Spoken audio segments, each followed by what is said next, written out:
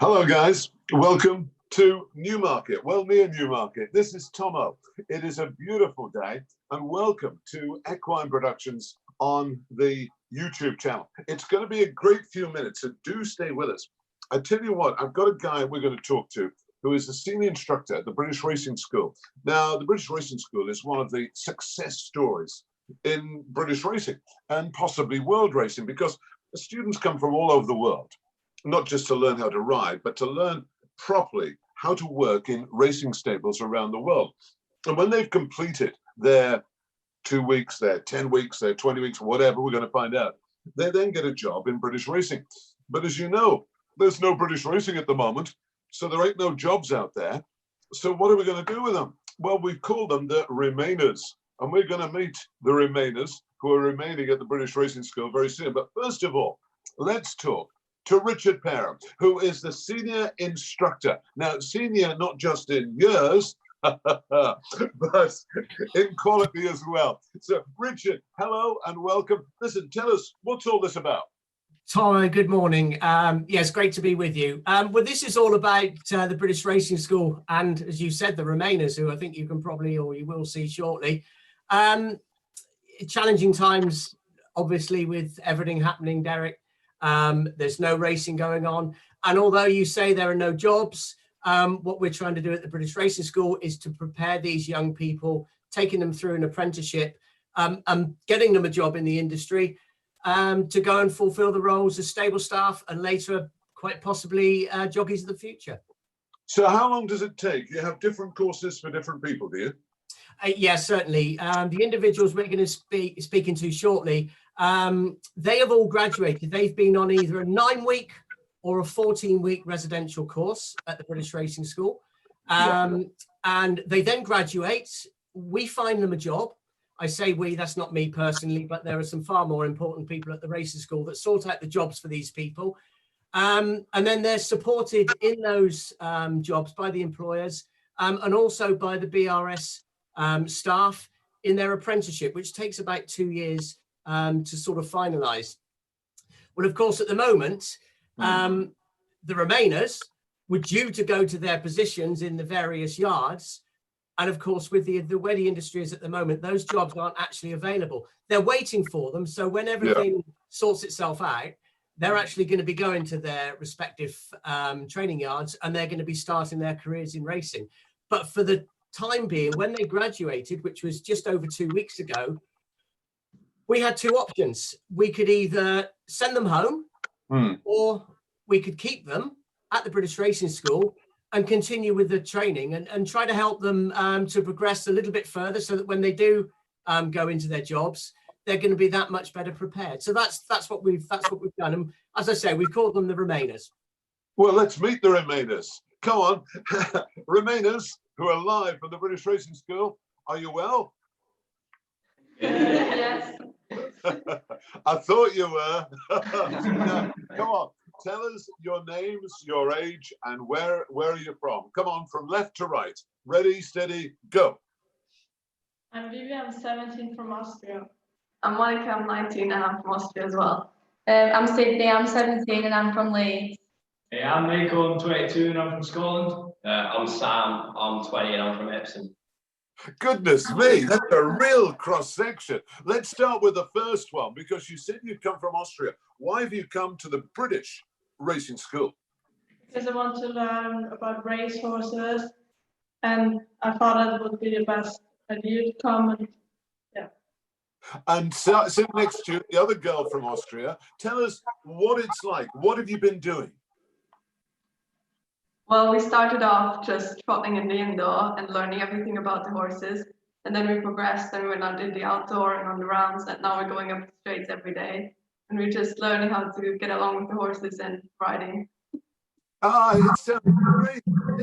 And keep moving along to the lady at the end. So tell us, what time do you start in the morning? Do you start at 6 o'clock or earlier? Well, when we was doing our courses, we started at 6 o'clock, but some of us went up even earlier to feed in the morning, to feed the horses in the morning. So that's at 20 to 6. But now on the Remainers course, we go down the yard at 6:30. So it's a slight change. Well done. So you're enjoying it. It sounds good fun. And these two guys at the back, you can't see them, but they're grinning away. And I tell you what, I'm not so. You're pretty happy, are you, Scotland, that you're one of the remainers? Yeah, it's good. It's good because it's like an opportunity that it's came here. We've got to do like further training and progress even further. And listen, tell us why. The gentleman from Epsom, I presume, did you see the derby when you were 5 years old and say, I want to do that?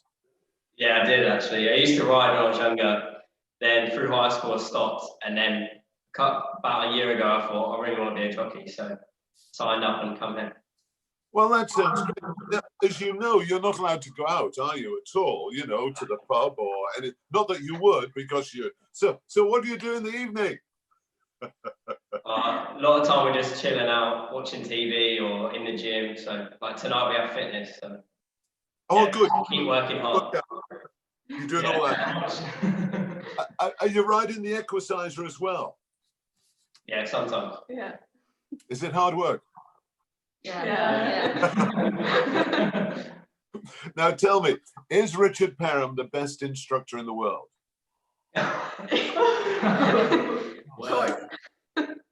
Yes. Yeah, of course. Definitely. There was Derek, a lot in the sound. I love it. There was Derek, a lot in the sound there, Richard. Yeah, Derek, can I just say that's going to cost me an awful lot of money, whatever it was. Can I just give a shout out to the yard instructors who are all working through these challenging times. It's not just the remainers that are here at the British Racing School, but we've also got other courses on site as well. And if anybody out there watching is wondering why these guys are all sat so close together when we should be considering social distancing, Derek, as you and I are, well, actually, they're all part of a family at the racing school because they're in an enclosed environment.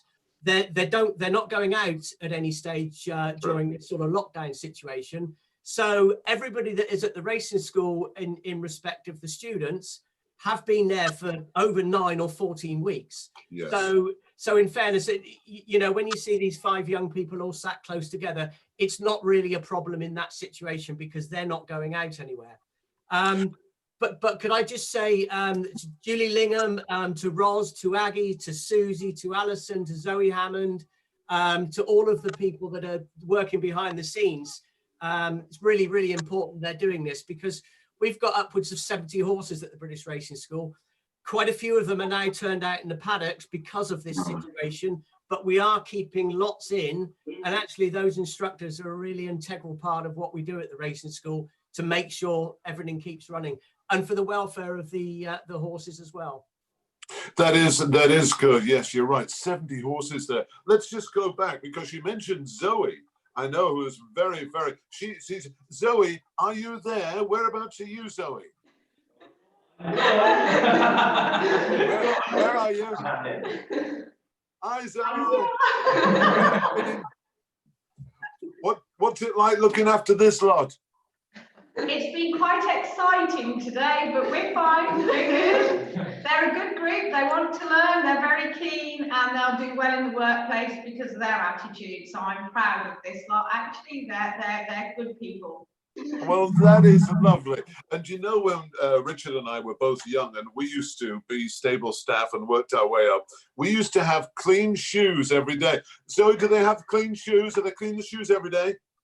Yes, they do have clean shoes every day. However, today they have sliders on for this. I love it.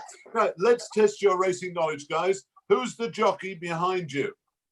James Doyle. James Doyle, the Doyler. Well done, my next door neighbour. And who's the horse he's riding? Massa. Looks like Massa. Massa won the Derby. And who sponsors Godolphin? Emirates. Emirates. Well done. You probably got a free flight on Emirates, if they were flying, that is. Listen, what do you want to be? I was going to say when you grow up, but you are grown up. Let's start in the same order. What do you want to achieve in your life thanks to the British Racing School? Let's start with the same order. Go. I want to be a jockey here, and then I'll try to be one. I love it. Yes, you.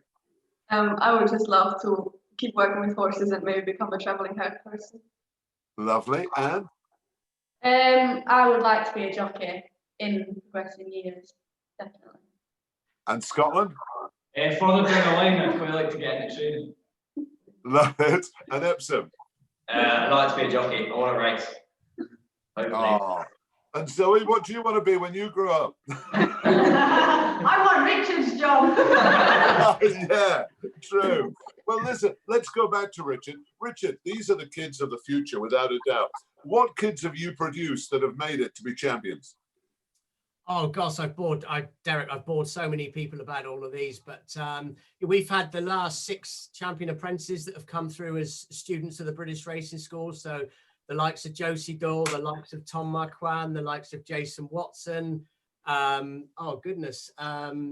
David Egan, you know, we've Kieran Schumacher, you know, they've all come through the British Racing School. I can't take an awful lot of responsibility for that, but I'd like to think that I've sort of given a bit of a helping hand in sort of guiding them in the right direction and so on. But you know, the whole situation here that we've got is really wonderful at the racing school, and of course those jockeys now are being supported by the jockey coaching program, and those we've got 20 or so former professional jockeys that are BHA registered coaches, and they're all still, as much as they can safely do so, coaching those young riders that are, you know, they're not riding at the moment, but they are actually still out there giving them as much coaching as they possibly can remotely. Richard, can you spot a future champion? Is there something, what would you suggest to say to these youngsters? Because they're all good riders, they all work hard, but one of them perhaps could be another Frankie, another Holly Doyle, you know, whatever. What is it that makes the difference?